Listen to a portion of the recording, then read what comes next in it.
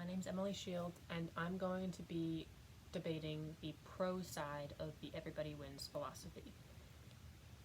So, today we're going to be focusing on participation trophies, walk on teams, and letting kids win as our main topics. Hi everybody, Sarah Murphy here. I am going to present on the cons of the everyone wins theory. Three subjects that I'm going to touch on within this category are the participation trophies, which I absolutely hate, and I don't think that they should be a thing. The second one is the walk-on teams, the that hold tryouts, but yeah, we're still going to take everybody onto the team regardless of their skills and abilities. And the last one is letting kids win on purpose.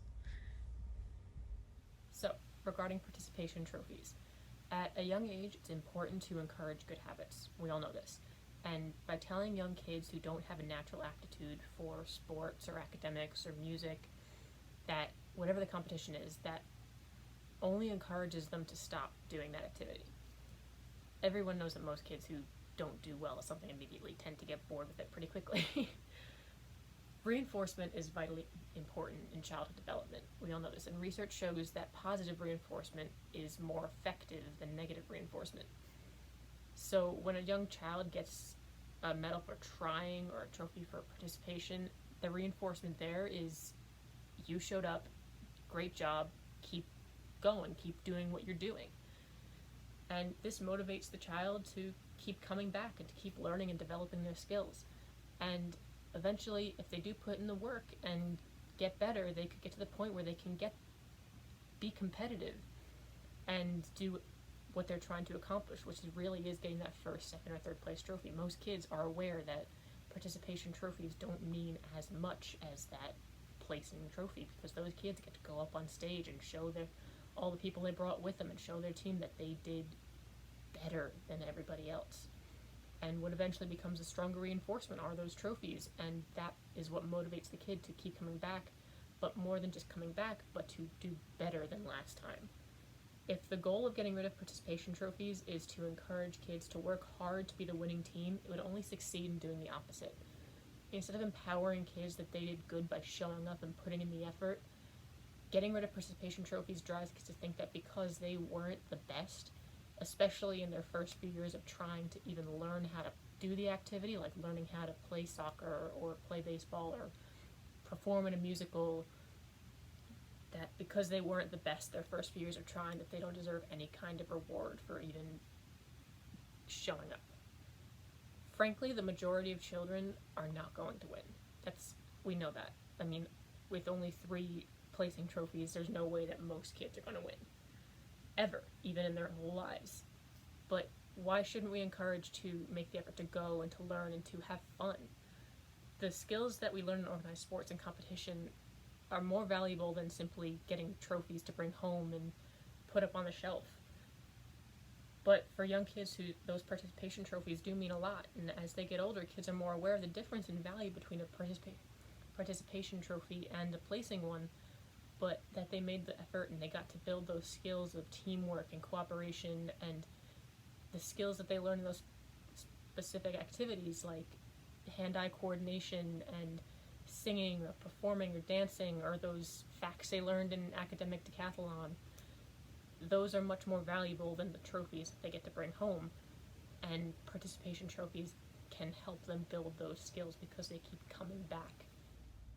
I think that participation trophies are negative in children's lives because they feel like they should be rewarded for just, being here and just, regardless of if we did our best or we didn't do our best, we deserve to get something. And that's not how everything doesn't need to be rewarded. Just because you're here and doing something doesn't mean you need to be rewarded.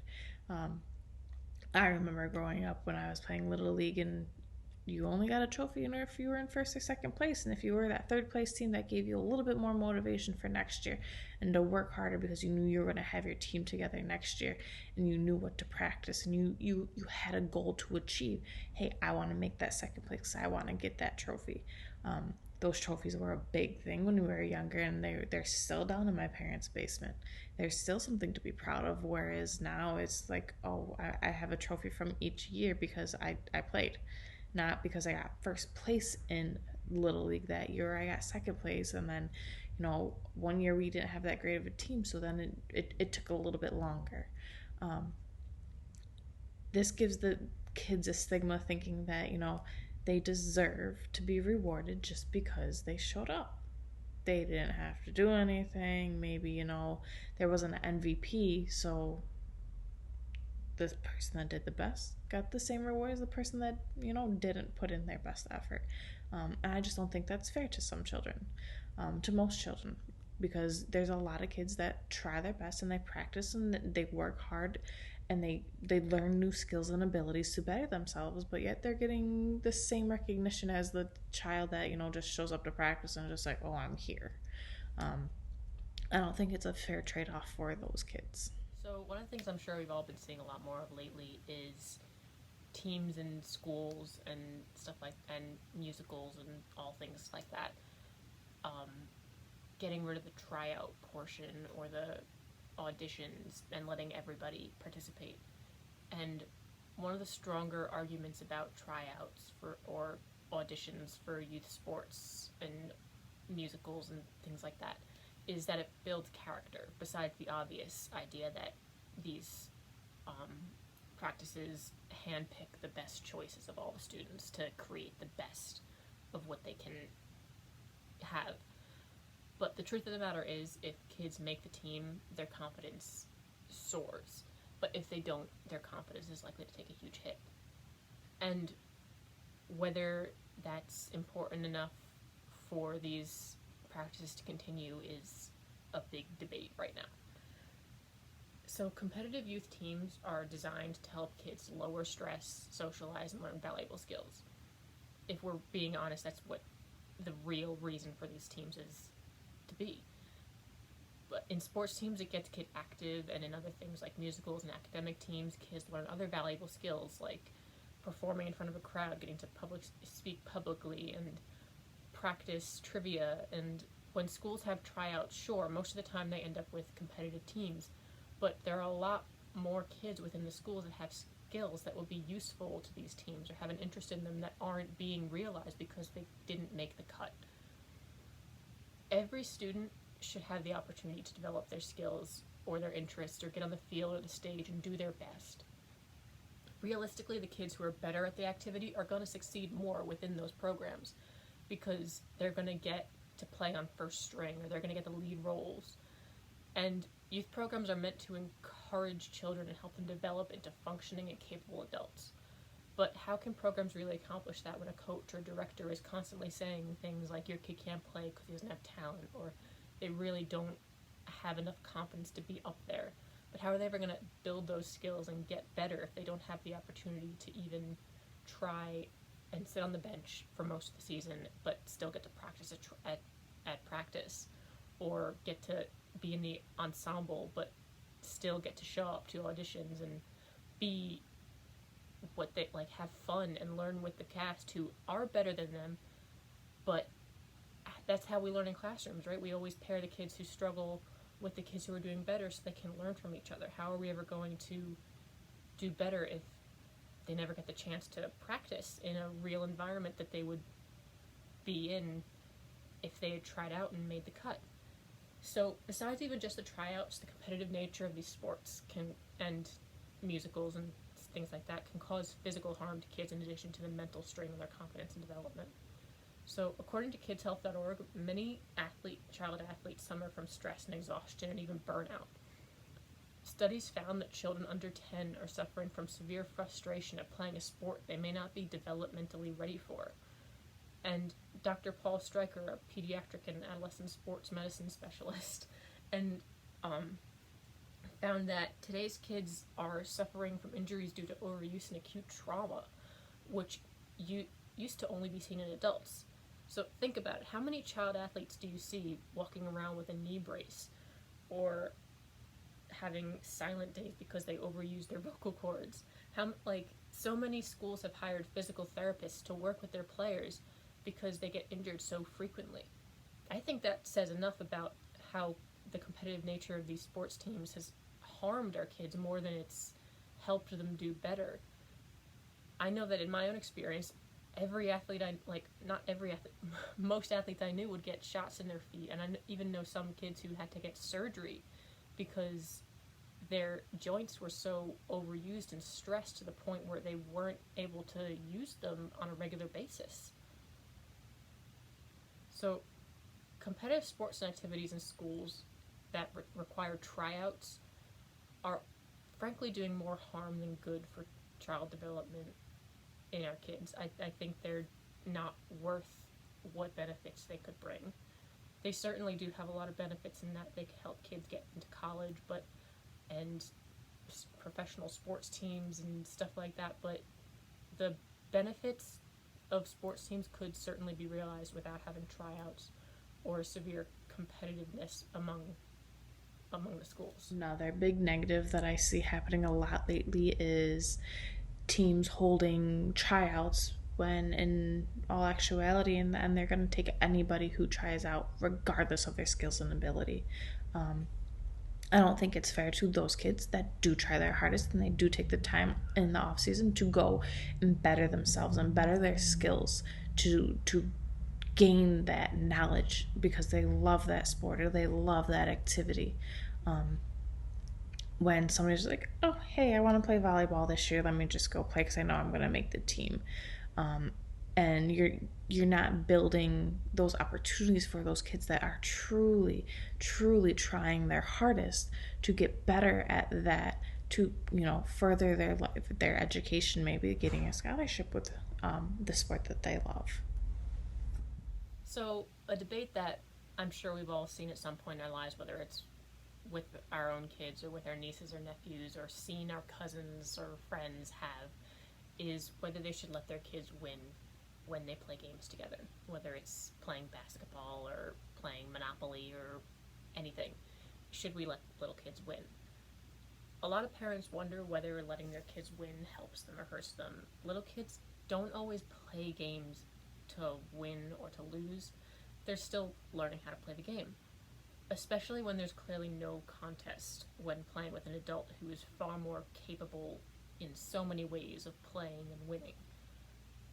Pretending to let kids win not only has kids think that they're capable of succeeding, but you're also given the opportunity to model the behavior of someone who loses. So when if they ever lose playing with their friends, they know that they're not supposed to throw a tantrum or freak out. They shake the hand of the winner and say, good game, we had fun. It matters that kids know that it's possible to lose the game, but to still enjoy themselves, and everyone will have fun, even if you happen to be the loser that time, because not everybody wins every single time. But the same principle applies across the board, so to speak. Letting young kids win builds their confidence and helps them to succeed and motivates them to keep coming back and playing the game until they do gain the skill and ability to truly win the game. Another bad habit I think we've gotten into as a society is just letting children win, even with like little like race games, running down the street and just letting them win because we don't want to hear the temper tantrums, or we want them to feel good about themselves because, hey, I beat my aunt. I know I'm very guilty of letting my nephew win a majority of the time, simply because I don't want to hear the whining and the crying go on for 20 minutes. So it's just easier to just let him win and think that he was faster than his aunt because he ran down the yard faster. But I don't think that's helping him build those skills, and I wish I would have gone with my thinking from the beginning is like, hey, I'm gonna beat you because I'm faster, but that's going to give you something to work towards. So, hey, when you're 5 years old, you can run faster than me. Or, when you're 6, you can throw the ball faster than me. Going out and, practicing those skills with him is helpful because it's like, hey, yeah, I did beat you, but let me teach you something that will help you better yourself and get your skills up to where they should be, So when you go out in the baseball field, you can hit the ball harder than, the kid that's playing first base, and you have that little competition with him. I don't think it's healthy to always let kids win because then they don't know what failure is, and failure is part of life, and where we don't always win everything and everything doesn't go our way all the time. But I think we're getting away from letting that happen as a society, and I think we're failing. We as a society are failing by not letting them fail.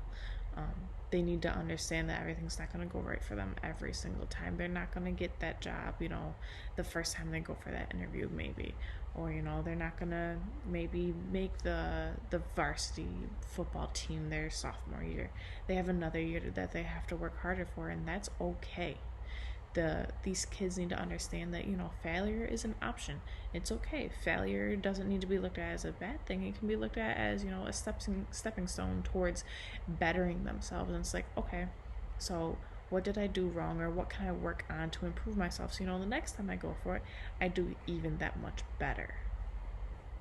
So, some of the biggest arguments against the everybody wins philosophy is that it encourages laziness, entitlement, and results in kids thinking that everything comes easy and without hard work. While these are all valid concerns that adults have regarding future generations, research and practice shows that these worries are unfounded. Participation trophies, walk on teams, and letting kids win are all very valuable to kids in their developing years. When kids are learning about competition and sports, they don't need to learn how to be the best. They learn valuable skills like teamwork and cooperation, and frankly, the majority of children aren't going to win or be the best on the team or make varsity, but it is valuable that children get the opportunity to try and to play in the first place. When kids who wouldn't typically be good at sports are allowed in the team, because there aren't tryouts or they get the reward of a participation trophy, or they get to win against their dad, they get the motivation to come back and they gain confidence in their abilities and in themselves. And does anyone really think it's a good thing to beat a kid when they're just playing a game, and do they think it's really valuable for their development? Letting little kids win doesn't teach them that they can always beat the odds, or that they're always going to win, or that it doesn't take much effort or skill to succeed, but it helps them to build the confidence to step up and play. Olympic athlete and midfielder for the LA Galaxy, Kobe Jones, was once quoted stating, "Belief that showing up as an accomplishment is self destructive because the pain of losing is part of what drives one to improve. In the real world, you are rewarded for achievement, not for effort." I agree with him 100%. You know, just because you show up doesn't mean, you're doing great. Doesn't mean you're going above and beyond. If you have a job, you're expected to show up to that job every day. You shouldn't have to be rewarded extra because you're doing already what's expected. And I think that's what we do with our kids right now. We heavily incentivize everything. We incentivize, good behavior. We incentivize getting to class on time. These are things that are expected out of students, and that it should be, ingrained in them. That just should be common knowledge that they just do without thinking. I shouldn't have to reward you for, not going to ISS 3 out of the 5 days a week. You shouldn't be doing that. You're in school to learn. I shouldn't have to sit here and say, oh, if we earn so many stars by, next Monday, we'll go have a pizza party. No, you guys should be doing what you need to begin with. I think that that sets our kids up for failure, especially in the elementary or middle school, because once they go to high school, those incentives are gone. You're in high school, you should know what to do, and that's that. Nobody's going to reward you because you got to class on time every week. Your reward was you didn't get detention. That's what it was. And a lot of these students don't understand that. Another quote that I found in that article was, psychologists find it's more beneficial to praise a child's efforts than their achievements.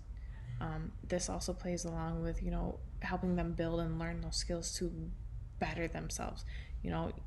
We had a math worksheet of 100 problems and you got 30 instead of 100, right? Okay, that's fine. But what are you going to do to get better, to make it, to you get to those 100? You don't get a prize because you finished the worksheet. You didn't get it right, so you're not going to get a good grade. But are you going to try, and what are you going to do to improve yourself? That's what should be, recognized more. Hey, let's make a plan to figure out how we're going to get better, because you're not going to just get a 100 just because you completed the worksheet. You got 30 out of 100, right? So you're going to get a 30 because that's what you deserve, because that's what your skills and ability say that you're at. I think this is something that we also have gotten away from as a society, because we don't want to, hold kids back, because we don't want to hurt their feelings that, they're not reading up to where they should be. Their math skills aren't to where they should be. So, we want to keep them amongst their peers and their age group, so they feel normal. But what favors are we doing? How are we benefiting them when they get to high school and they're still reading at a fourth grade reading level, because we didn't want to take the time to do those interventions and recognize, hey, not all of these kids have the same skills and abilities, and not all of them should be moving on. Not all of them deserve to be going up to the next grade, because they don't have that knowledge, and that's okay. That's perfectly fine. But I think as a society, we have, pushed away from that way of thinking, and we just want to, make these kids feel happy and okay, which is fine, but we need to be realistic with them, and we need to prepare them for the real world, because what we're doing now is we're not helping and we're not benefiting them, because we're hindering their growth, because we want everybody to win. We have this mentality of everybody deserves all the same things, and even with putting in minimal effort, you should get the same amount in recognition as somebody that puts in above and beyond what they're expected. One article that I found on geckomom.com brings up the other end of the spectrum of students. We tend to think of this whole participation trophy thing as sports related, because you relate sports to trophies and things like that. But when I was reading this article, it really resonated with me. She said, "What happens to the artist who enters the real world of advertising and loses an account because she never had real constructive feedback and always assumed her first draft was perfect?" This, brought another light to me, because not every kid knows how to draw, which is perfectly fine. But if they're not told at a young age, like, hey, yours isn't the greatest, let's try and fix this up a little bit. They may all just automatically assume that theirs is the best, and they may not understand how to take that feedback as an adult, because they've never had to, face that one-on-one with somebody when they were younger. It's, cutesy in like kindergarten, first grade, but as you start getting older, and some of these kids are, like, oh, I want to be a writer, or I want to be a designer, I want to, be an architect. If you don't have those skills and abilities, those industries will cut them down so fast. And they need to understand that, hey, mine may not be the best, and that's okay. I will move on, and I will take this feedback as constructive. They're not trying to tear me down. They're just trying to help me better myself, because maybe my style wasn't good for this job. And if they've never experienced that, it's very hard. So I think we need to broaden our spectrum of thinking, and encompassing all of the students and all of the different areas there where there may be competition, and they need to understand that I may not be the best, and that's perfectly fine, and I don't have to be recognized for it. One thing I think that we've also gotten away from is art competitions in the middle schools, in the elementaries. Like, oh, hey, let's have a drawing on this topic, and we'll have a judging, and give out ribbons for first, second, and third place.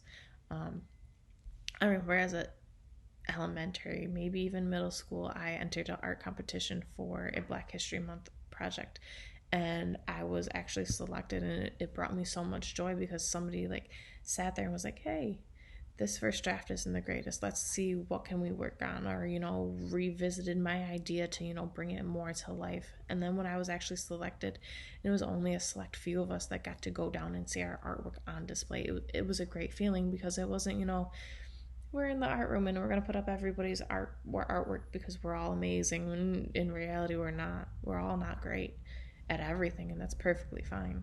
In conclusion, the everybody wins philosophy is good for children's development. The idea that they'll lose their motivation or their drive if they get participation trophies, or they don't have to try out for the team, or if the adults in their lives let them win, only proves false. The research shows that when kids are given the opportunities to succeed and participate, they become more motivated and likely to return to the activity even if they fail or don't win. The fact of the matter is, taking away participation trophies or making kids heavily compete and try out for teams and beating kids in games doesn't really help them all that much. Frankly, the bad outweighs the good in these situations, and the benefits that kids gain developmentally are much more worth it than the fear that they'll become lazy or entitled or upset that things don't always come easy. As a person who was probably one of the first age groups to start receiving participation trophies and seeing teams in my own school become walk on teams, I can attest to the benefits of these practices. My peers and I were always quite aware that participation trophies didn't mean much more than a pat on the back. But it was fun to get, and we always looked forward to getting them. And we knew that when the school play let everyone who showed up to audition in the school musical that year, it was going to be rough to sit through. But we all showed up opening night because everybody knew somebody who was going to be on stage, and we wanted to support them. And the kids who did try harder and had more skill definitely showed in the performance. So, in conclusion, letting everyone win when you're a kid is good. Even kids know that it's not going to be like that forever. And the benefits of letting kids win far outweighs the drawbacks, because in life there isn't always a clear winner or loser, but playing the game is the most important thing. So to end with a quote, 80% of the success is showing up. So thank you for your time. I hope you enjoyed this debate. Have a great summer, everybody. My all-time favorite quote, and I think it summarizes the viewpoint on this topic perfectly, is uncoachable kids become unemployable adults. And I don't remember who quoted this. It's seen everywhere by everybody all the time. I think it's a very valid statement, and it gets right to the point where if your child is on a baseball team and you're constantly interrupting, or you're constantly trying to stop the game because you don't like a call or this and that, and your kid is feeding off of you, and they're understanding what you're trying to do, so they're going to expect that every time that somebody's going to swoop in and save the day if something's not going in their right direction. And I think that's so bad for the kids these days, because once they become, adults, or even when they're 16, when they go to get their first job, if they don't like how a manager, is telling them to do something, or if they don't feel like doing something that day at that particular time, and they give their manager attitude, their manager can possibly send them home and say, hey, go home, you're not getting paid for the rest of the day, you're not ready to work. Their parent can't come in and save the day. It just can't happen, because that's the real world. And I think that we're setting our kids up for failure by trying to sit here and save the day for them all the time, and telling them, hey, just because you show up, great job. No, you're showing up for school because you have to. It's not an option. It's not it's not an achievement. You shouldn't be receiving a good grade just because you're here and you sleep all day. It's not fair. There's students that go home and they study for hours on end to get those good grades, but you expect to be able to get those same grades because you just showed up to school and maybe you forgot to do your homework 1 or 2 days, but you decided you didn't want to make it up. It's not fair, and that's life, and it's okay. These kids need to start to understand that just because I show up doesn't mean I'm gonna get rewarded for it. I don't need to have incentives, to show up to school, because in the real world, it's not gonna happen. You're not gonna, get a raise every time somebody else gets a raise, because maybe that person goes above and beyond what they're expected to do, and management is seeing that, or their clients are seeing that, and they're reaping the benefits from their hard work. And just because you want to be in the same field as them, but you're lazy and somebody's not helping you get there, and you throw a hissy fit, it doesn't mean that it's going to happen for you.